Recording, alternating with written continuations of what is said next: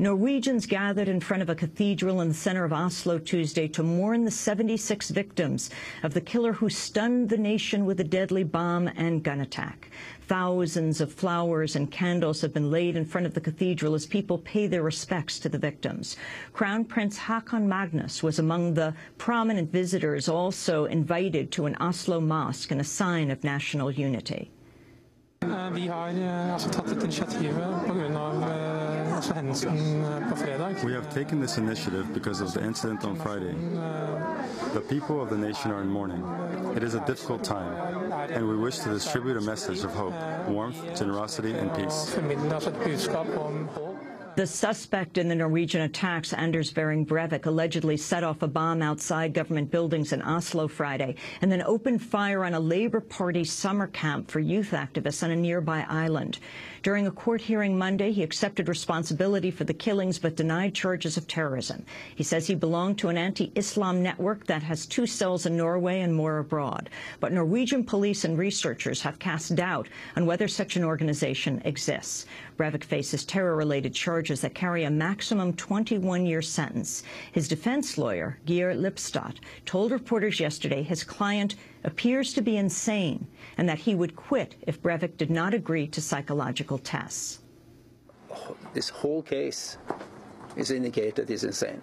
He said it was necessary to start a war here in Europe and throughout the Western world. So he's sorry that it was necessary, but it was necessary, he says. But the suggestion that Anders Breivik is insane has been rejected by scholars following the rise of right-wing extremism. Instead, they see him as the extension of a virulently xenophobic narrative with deep roots in the United States. Breivik left a long trail of online comments, a YouTube video, and a manifesto meticulously outlining his political beliefs. His 1,500-page manifesto, titled A European Declaration of Independence, seeks common cause with xenophobic right-wing groups around the world, particularly here in the U.S. It draws heavily on the writings of prominent anti-Islam American bloggers as well as Unabomber Ted Kaczynski. His writing reveals him as a right-wing nationalist fueled by a combined hatred of Muslims, Marxists, and multiculturalists.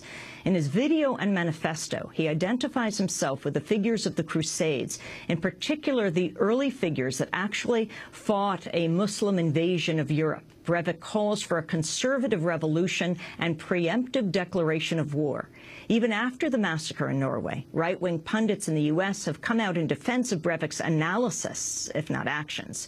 On Monday, Pat Buchanan wrote at the American Conservative, quote, "As for a climactic conflict between a once Christian West and an Islamic world that's growing in numbers and advancing inexorably into Europe for the 3rd time in 14 centuries, on this one, Breivik may be right," unquote. For more, we're joined by someone who's made his way through much of the 1,500-page manifesto. Jeff Sharlet is author of the best-selling book, The Family, contributing editor for Harper's Magazine and Rolling Stone, author of C Street, The Fundamentalist Threat to American Democracy, and most recently, Sweet Heaven When I Die, Faith, Faithlessness, and the Country in Between. Professor Sharlet joins us from Dartmouth College, where he teaches English. Welcome to Democracy Now!, Jeff. Well, how far have you gotten into Breivik's manifesto? I've been reading it slowly over the week, and one of the things that got me started was that, almost immediately a lot of conservative pundits and even, sort of mainstream journalists were declaring, summarizing this 1,500-page document. Sort of startled. How did they read this in a few hours like that? So I've made my way through most of it, but it's a massive document, and it requires a lot of work because sometimes he says he's lifting from a lot of sources, many of them American. Sometimes he identifies them, as with Robert Spencer, a popular anti-Islamic blogger. Sometimes he doesn't, as with William Lind, a prominent conservative critic whose attack on what he sees as political correctness and as a sign of Western decadence, he lifts kind of whole cloth without attribution. So you really have to kind of read the text and then really double check and see where it's coming from. I mean, even some of the most extreme things, you're then stunned to see, for instance, his Bible battle verses that he uses as he's preparing for combat. You think this is really fringe. And in fact, it comes from Joseph Farah and WorldNet Daily, a very popular conservative website in the United States. What were you most shocked by, Jeff Sharlet, as you tweet your way through this manifesto, sharing what you are learning? For example, talk about Spencer. He mentions him, what, more than 150 times throughout the pages. Yeah, and already apologist seems like too strong a word, but these conservatives who are going and saying, oh, that's not fair to draw a connection, will say, oh, he doesn't mention Spencer. People he's quoting mention Spencer, another popular anti-Islamic blogger named Fjordman, who he quotes extensively. But that's the nature of this text, and Breivik is not a stupid man, and he talks about that, how he's collaging this text. So he's constantly coming back to Spencer as his his dominant authority on what Islam is. And you know, if you believe Spencer's understanding of Islam, other people might be taking up arms too. It's a little bit like reading Leviticus and then saying, oh, well, I know what Christians are all about, and all Christians are off hunting for witches, literally, and killing people. I mean, it's the irony of Robert Spencer is he takes an absolute literalist and kind of ahistorical examination of Islam and then builds up this great monster, and that's what Breivik goes to for his authority. And not just Spencer, but Pamela Geller, Rich Lowry from the National Review. What struck me most about this document is just how American it is in every way. I mean, a huge amount of it is from American sources. The ideology he himself will sometimes describe as American. He's a great admirer of America because he says United States, unlike Europe, has retained its Christian identity, and that's why he's going to these sources. He says America has a kind of Christian identity he would like for Norway to have. The manifesto also provides detailed instructions for preparing physically and mentally for what Breivik describes as a coming civil war between patriotic nationalists and multiculturalists who are wittingly or not destroying European civilization. He writes, once you decide to strike, it's better to kill too many than not enough, or you risk reducing the desired ideological impact of the strike. Explain what you've done in an announcement distributed prior to operation, and make certain that everyone understands that we, the free peoples of Europe, are going to strike again and again.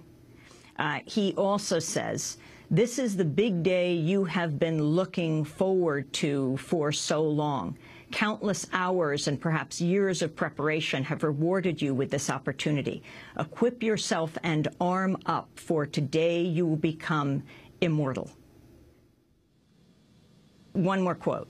For the last 3 years, I've been working full-time on a cultural conservative work which will help to develop and market these political ideas. And finally, the time for dialogue is over. We gave peace a chance. The time for armed resistance has come. Jeff Sharlet, comment on these.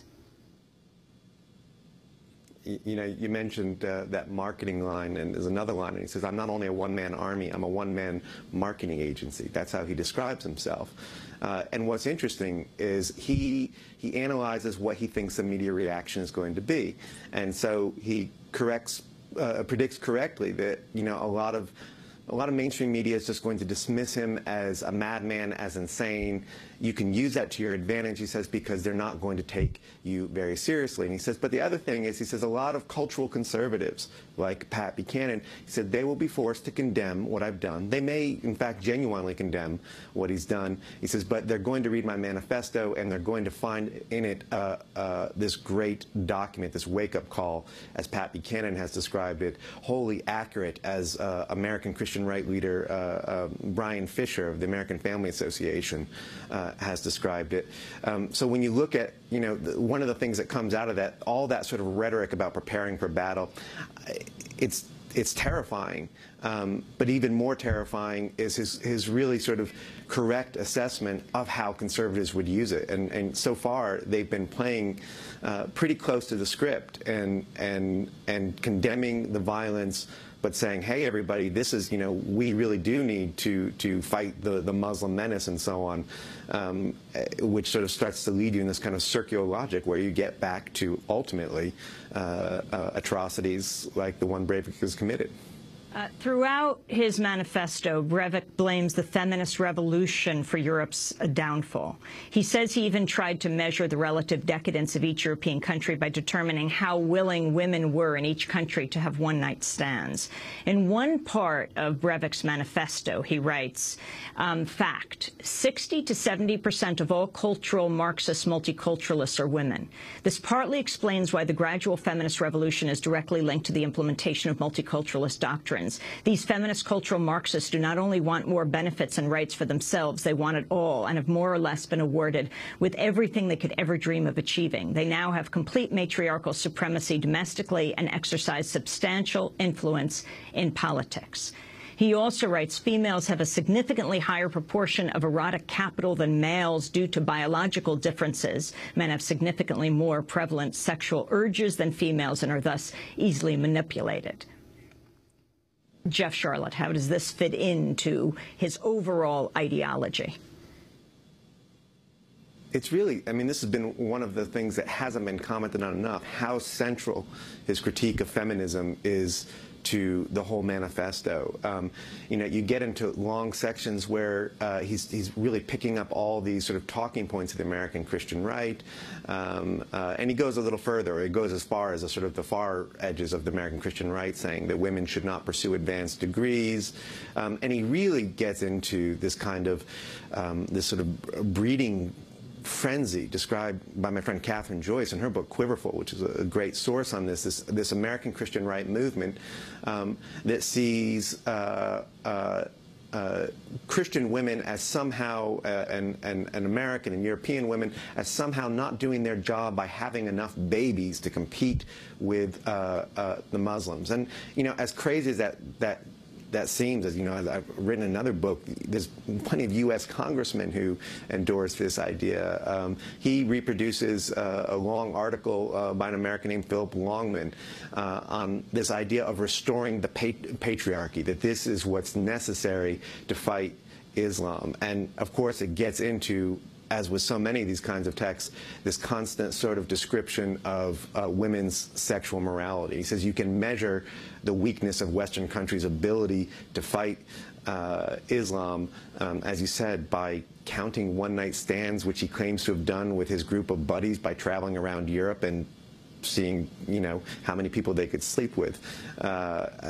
So there's, I mean, this sort of very, that sounds crazy, but then you start looking at the sources he has, and right from the very beginning, he's constantly returning to this idea that feminism, that women's rights are at the heart of the kind of sort of fifth column attack on Western strength in response to Islam. Fox News commentator Bill O'Reilly lambasted the press for referring to Anders Breivik as a Christian terrorist on the grounds that Breivik was not actually practicing Christianity. O'Reilly said no true Christian can be a terrorist, insisted Christian fundamentalists are essentially different from Muslim fundamentalists. Now, on Sunday, the New York Times headlined, "As horrors emerged, Norway charges Christian extremist." A number of other news organizations like the LA Times and Reuters also played up the Christian angle. But Breivik is not a Christian. That's impossible. No one believing in Jesus commits mass murder. The man might have called himself a Christian on the net, but he is certainly not of that faith. Also, Breivik is not attached to any church, and in fact has criticized the Protestant belief system in general. The Christian angle came from a Norwegian policeman, not from any fact-finding. Once again, we can find no evidence, none, that this killer practiced Christianity in any way. That was Fox's Bill O'Reilly. Jeff Sharlet, your response. You know, Bill O'Reilly, investigative journalist, once again, he can find no evidence. Try reading the manifesto. And, you know, this has become a popular idea that he can't be a Christian. Well, he's certainly not a good Christian. I think we can agree with that. All agree on that. It's worth remembering for Bill O'Reilly that there's quite a few American evangelicals who'd also say he's not a Christian because he's a Catholic. You can't be a, you know, so that kind of thing, like, well, you're not doing my kind of Christianity.